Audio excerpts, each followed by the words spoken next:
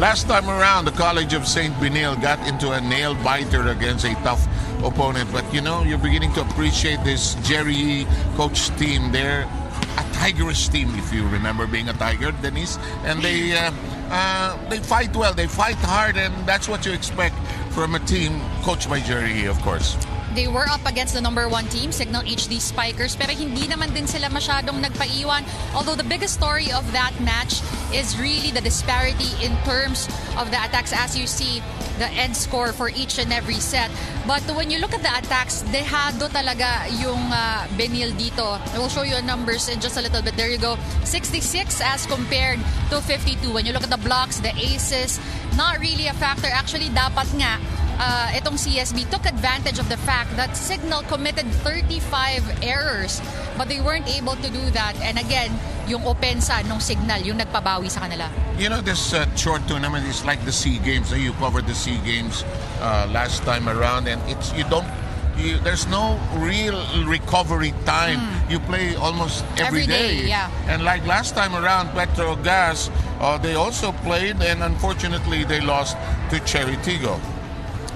Well, dun sa Cheritigo, they really had a hard time. You know, it was also tit for tat, but the hardest set that they had was really the second set. 25-9 yung final score in that second set. All the others, dikit naman eh. But, you know, there was just a total collapse in that second frame. And again, when you look at the numbers, in terms of their offense, sakto lang. Parang they're canceling each other out. Cheritigo showed better in their net defense. The aces, Petrogas was more aggressive from the end line. But look at that. 36 errors committed by Petrogas. So obviously, that is something that they need to polish up coming into today's game. Denise, when you were with UST, you would compete.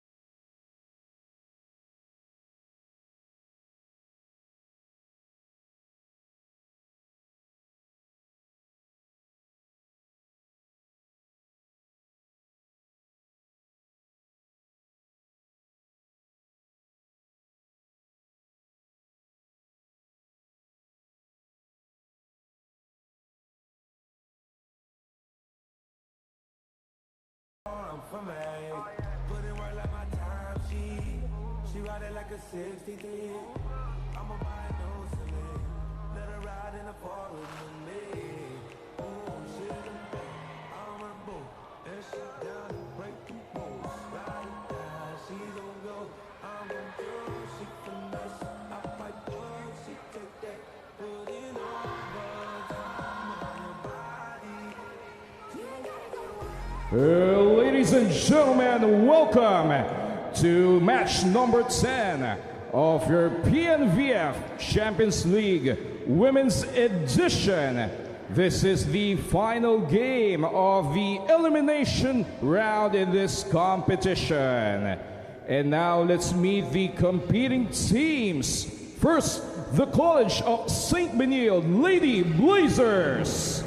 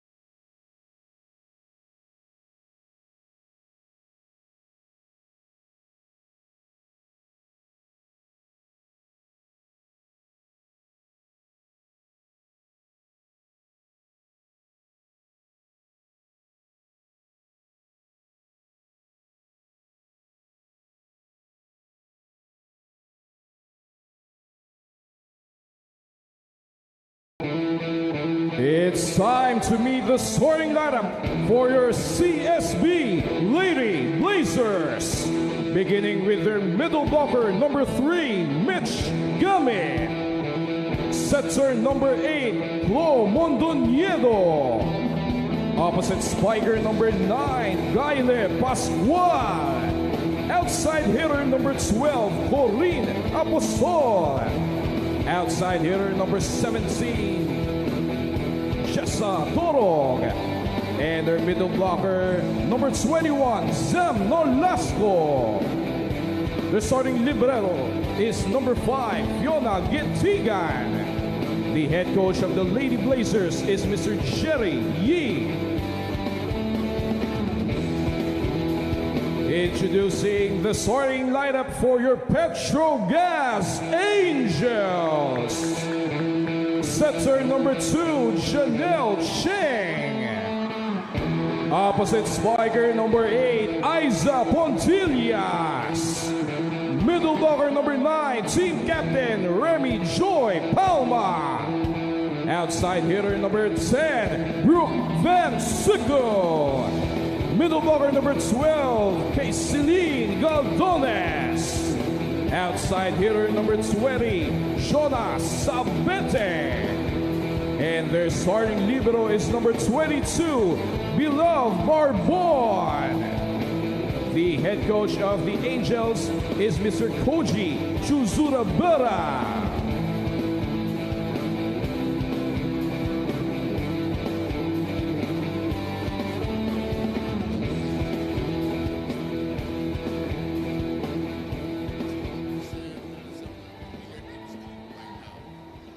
These are the star players, the lead players for College of St. Benil. Samantha Nolasco is their tall middle blocker. Some familiar names to us, Denise, for the Petrogas Angels. Of course, you have Cheng, Pontillas, you have Palma, you have Sabete, Galdones, and Van Sickles. I was talking to one of their assistant coaches earlier. They said they're choosing to go with their usual lineup right now because, as you mentioned, Sev, on top of the coverage, momentum ang hinahabol nila dito. And the smiling captain of Petrogas is Remy Palma, who likes the role of being captain. She hindi naman dominates. She asserts herself as the leader of the team. We are underway. First attack, quickly delivered upon. And you like how they're starting with a quick play. You always want to set the tone of your game. Make the quicker presence known right away. Make her a threat immediately in the match. Mitch Gamit with the first point. By the way, if you heard our introductions earlier, our first referee, the woman in the perch, is a woman from Thailand. She's FIVB international referee. Si Papa Kontakong Paguri. Sabi ko nga sa mga kasama natin dito, parang SEA Games na, no? And of course, our ever reliable Jocelyn Del Rosario, FIVB international referee. Ondanieta with the set. Oh, look at that dive by Barbon. And that's blocked out. Van Sickle seeing that gap between the antenna and the blocker. Look at that space, using that right hand as well.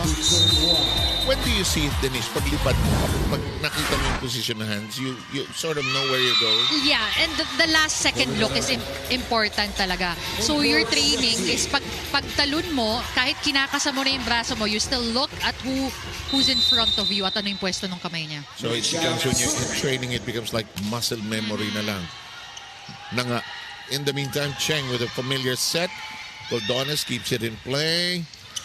Good. Pontillas got it on the line. Quick thinking by Pontillas. Seeing the presence of the blockers. No go for the short. Nandun yung mga depensa. Pontillas is a familiar starter for Coach Koji of Petrogas. Pontillas makes it a set. It's nice to see Jonas Sabete playing again. There was a game where she did not play. In the meantime, this is long, and it now is Petrogras leading 4-2.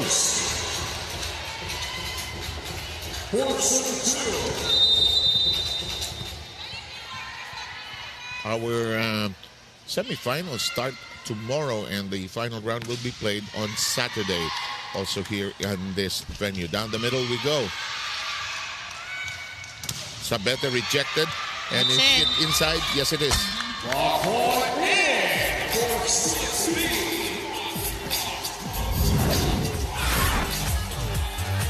Pulling. Block sa gitna. Sabete denied access, and it lands just before the line. Pascual with the serve. Chang.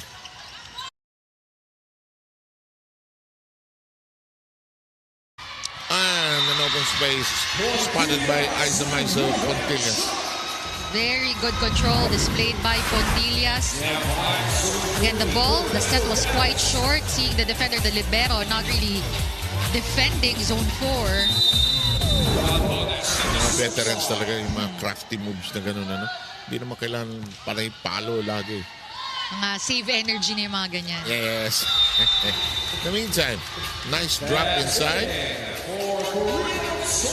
Apostol, who's a familiar starter for Coach Jerry. Jerry, in the previous tournament, did not use his A team and his seniors when they won the previous title in the tournament prior to this. But now he told me that he was going all out in preparation for the NC tournament, which is just around the corner, by the way. In the meantime, this is the first long exchange by both sides. One more time around the block for Pontillas. Down the middle, go with Pascual. Na-miss ni Maiso this time around.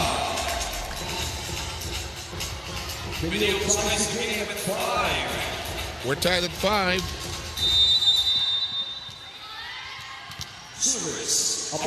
Aside from judging how many sets this will be, it will be a test of energy. Tama yung point mo about Binilda, hindi sila sumuko doon sa Signal HD. They fought all the way. And Nolasco, Samantha Nolasco is the tallest player in this team. Drills it in from the middle. Nolasco is the tallest player on that floor right now. Yes. Just looking at, medyo malayo si Aiza sa net, no? Pero it's obvious that she's taller than Pontillas. Now that you mention it, totoo yan. And looking at the other players as well, parang nobody else comes as close. Anyway, here we go. Apostol, second service duty. Cheng. Cut. Sabete. Pushed up. Kept alive. Jonah reaches for it. Ayaw. Tinaas ni Nolasco. Pinalo sa likod. Nakakita ng butas. Jessa Dorog. She's been a consistent producer, whether she comes off the bench or starts.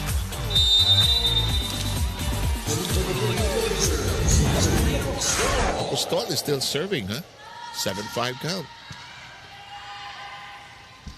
Oh, a miss by Remy Palma. And we arrive at the first technical timeout with the Blazers ahead by 3. It's CSB with the lead, 8-5.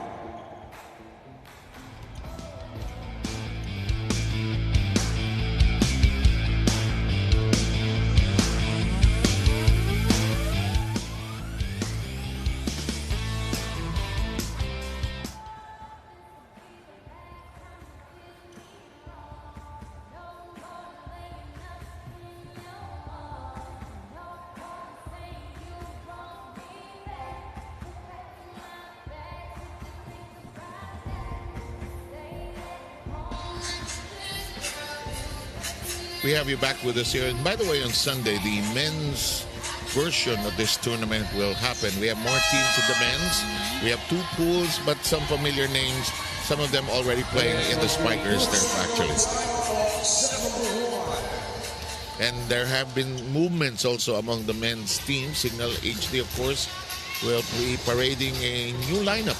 In the meantime, it's 8-5. Good start by Benil here. Apostol is still serving. Nah, I've jinxed it. 8-6 count.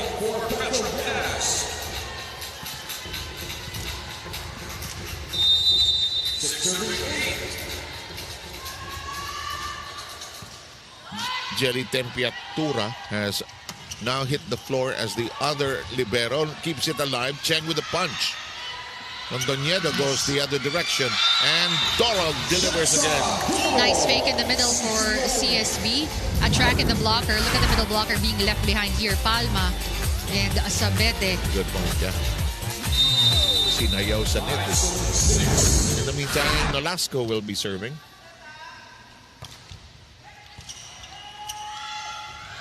Gentle touch. Palma didn't get the point. Double block.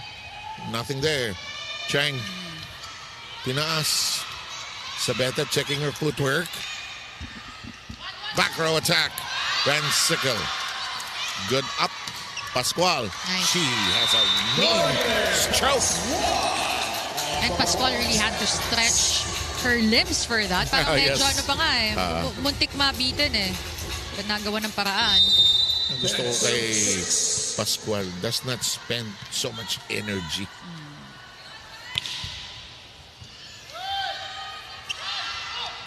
That is blocked but kept in play. Mondoñedo lifts it high to the other side. It's on the ground.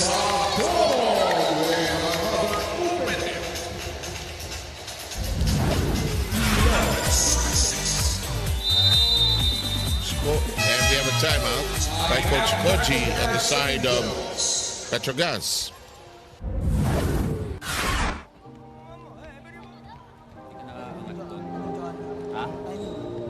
Face cutter. Yes, coach. Okay. I go one more. Catch. Okay, please catch. Yes, coach. Catch. More relax, relax, relax, relax. Don't do that. Relax. Okay. Let's go. I go, let's go. I go. Hey, Petrogas.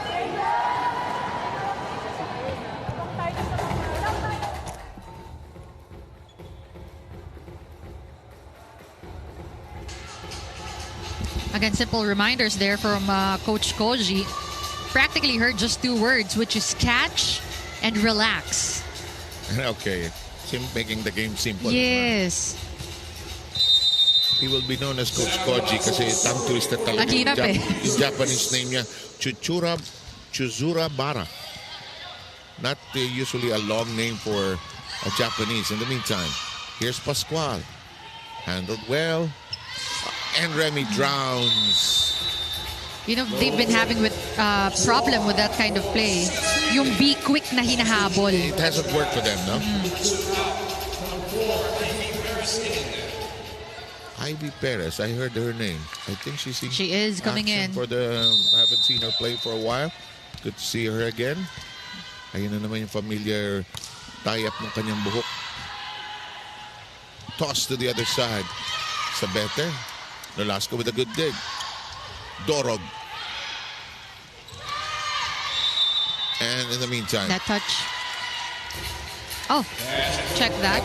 And catch and throw. Catch and throw. From a different time, used to be just known as lifting. Naging social eh. Catch and throw. throw. 12-7. Tapos yung parang ano, yung lifting din yung double contact. Double contact, yeah. Jonas Sabete. Mitch Gamit. Middle attack. Ayaw. Petro keeps it alive. Van Sickle. Ang sipag nitong Benild, ano? Pascual, alive. Ay, hindi mai-hook. Still a good effort on the side of Benil. 12-8 ang ating bilang and the ball belongs to Jonas Abete. She'll be serving in a short while. Coach Koji at sipag mag-notes yan. Maagaling din. Notes ng notes yan.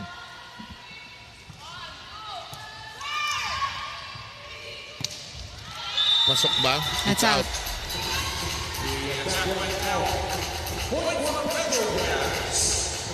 And Petrogas now trying to scratch in and come in nearer to Benil.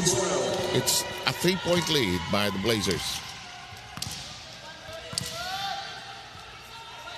Here's Jonas Abete. Her serve lands safely short.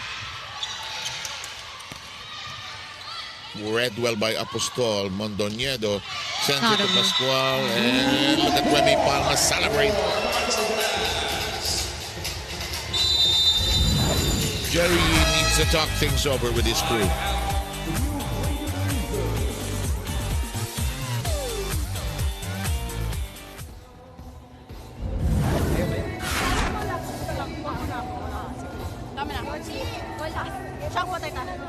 Ikot tayo siya. Pigilan. Pwede doon na, sweeper yung libero ha? Pwede ako isa. Pwede ako isa. Ikot muna kayo para Isang pass. Pass muna tayo para i-forward ka na naman. Pass muna tayo. Go, go, go. Hey, ano ba?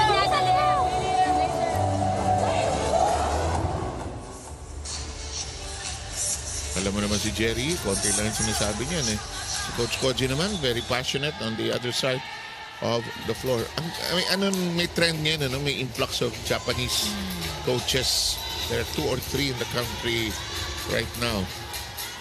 Yung husband ni Jaja, is coaching as well. I know Farm Fresh also has a consultant. In the meantime, Sabete and company are down by just 2. A big lead of Benil has been erased here in this first set. Aha! Medyo nababasa na ng Petro ang gustong gawin ng Benil. Van Sickle here, ready for that running attack. Basang-basang, ganda ng tapat. Parang sinugdan all the way from the center. 1-point game. Benil hanging on.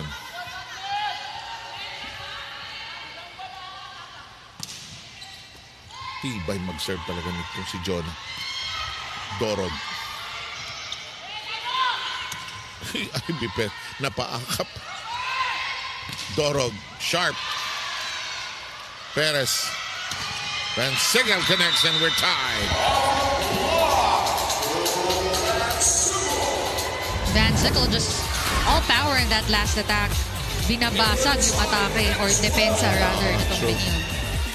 And look at this climb back by Petrogas to tie the count here in the first set at 12.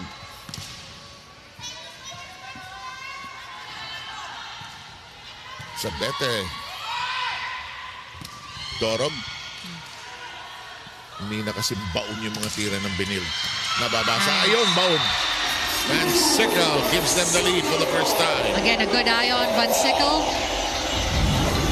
First attack got blocked. Ball went up. Tama yung timing. And of course, what you'd want to do is go long. In the meantime, this shot does not work. Dorog keeps it alive. Back row, Apostol. Ivy Perez reverses. Contillas attacks. On 2 we go, and the success. CSB with the point. Watch this.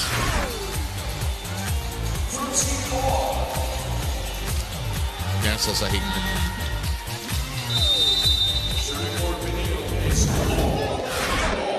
Mondoñedo. Van Sickle. Perez pushes it to Palman. Remy got the point. Good effort to chase it, but it's too far away, out of reach. Fiona Getigan there, libero. Petrogas has already overtaken Benil twice here in this first set. That's an ace. Oh, butas. And the thing with both these teams, the reason also why they're able to make these runs, they're very steady from the end line. That's a good Sino point. yung nakita natin kanina from Benilde serving all day as Si well. Apostol. Oo. In the meantime, it's a 3-point lead now as Petrogas has overtaken Benilde. It's the technical timeout, the second one. Denise and I will be back.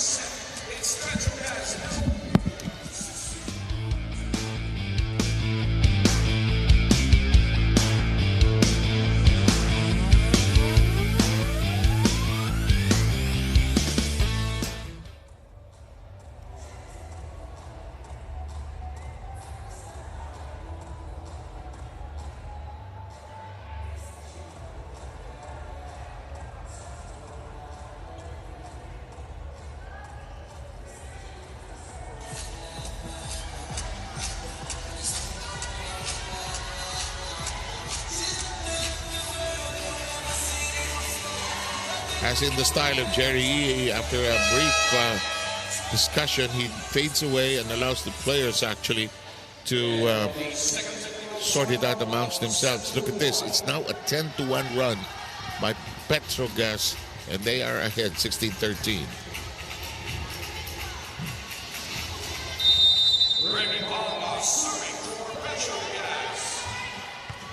Pagka ganyan, you need the defensive stop. Yep, they get a break here.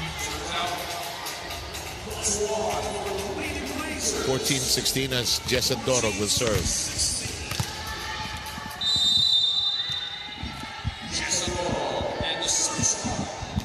Her serve.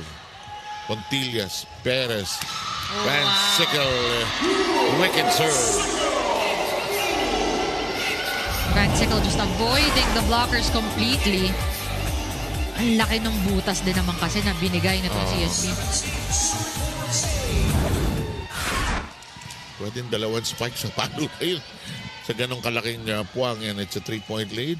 Referee Jocelyn, who's our second referee, reminds our referee from Thailand, Saris Propa. Yes, ma'am, we can continue. And that'll work. Just to give you an idea, Van Sickle has 7 points, 5 attacks, and 2 blocks so far. And the score is now closer, 15-17.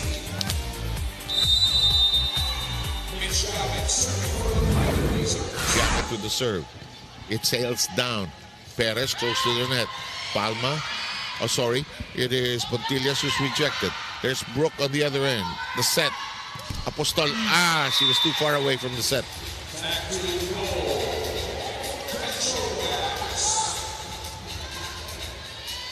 And eventually it became 4 touches by the College of St. Benilde that has now lagged behind by 3.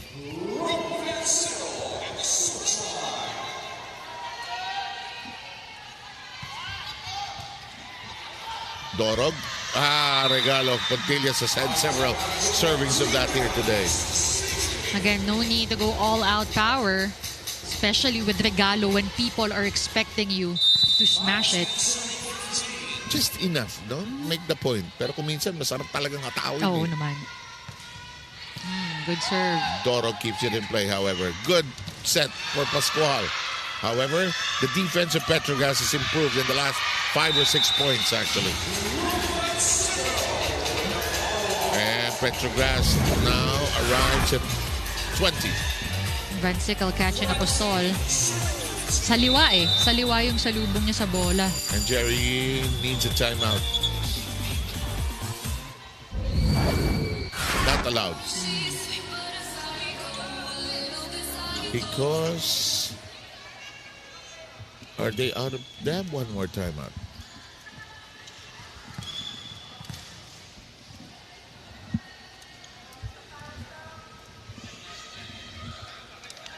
Basta hindi allowed. Let's ask referee Jeff here.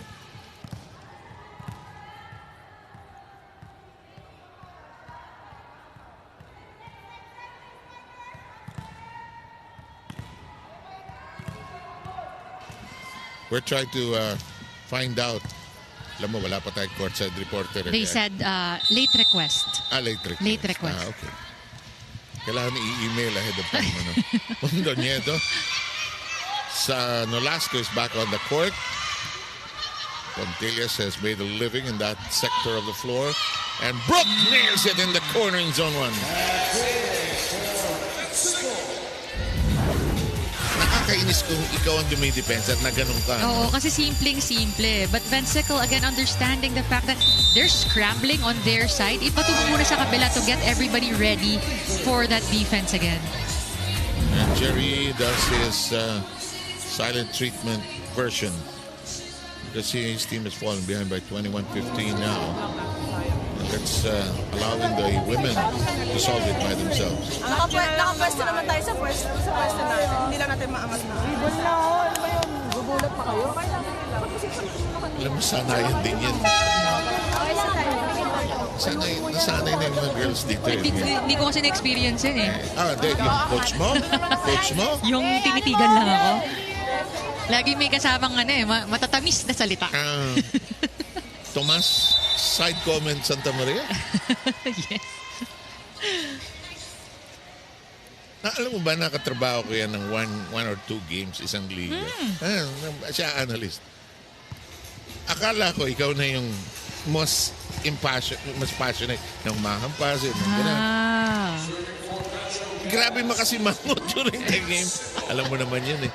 But we love him, we miss him, and we wish him well. It was good to see him in one of the tournaments he visited, and our dear friend Mosi Ravena took care of him, of course.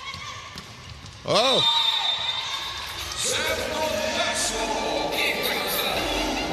What happens if you leave one blocker in front of Nolasco? We have, sorry, go ahead. No, I was just saying that I was double checking her height. That's 185 centimeters. That's probably around 6'2". Yes. In the meantime, we have Basarte coming in for the first time. Pascual is also drawn out. Katarig, who's quite a scorer, as well, is on the floor for the first time. We have a change at the setter position. Montañedo will go out. Basarte will be the setter. 21-16 tally here. Problematic attack at the net. Dorog attacks. Rejected, but kept in play. Sabate. Sabete again getting it through that gap between Katarig and Nolasco. Nolasco a bit late for that. Targeting that right hand. Ano naman gusto ko kay Jonah? She doesn't look the strongest, the most heavily built, but she's strong. Very strong. Jumps really high. Pontillas. Whips it in. Same thing, back to back. Saw that gap between two blockers and then targeting the right hand of that middle blocker. And suddenly, 23-16, that 10-1 run earlier was decisive. Parang hindi naka-recover itong Benil since that time. Combination, long. I think they're... Yeah. There's a challenge on the call by CSB. I thought there was a block touch. touch. But I think what Coach Jerry is saying here is that may sumenyas daw ng block touch. Jerry is irritated and livid about the whole thing. Green card for Petrogas. Petrogas? Meaning the green card they acknowledge. Yeah. It's a sportsmanship gesture nowadays. I like that. That speeds up the game a bit. Yes.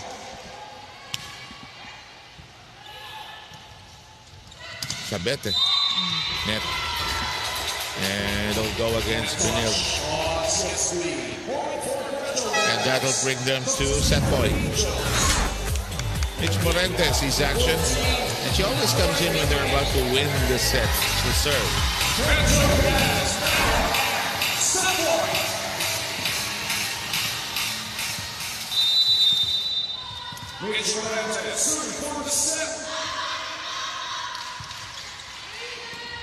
Apostol, Basarte, Nolasco hits, but it's played. And we find Petrogas roaring back and winning this first set 25-17. We will be back with your second set in just a short while, and don't go too far away.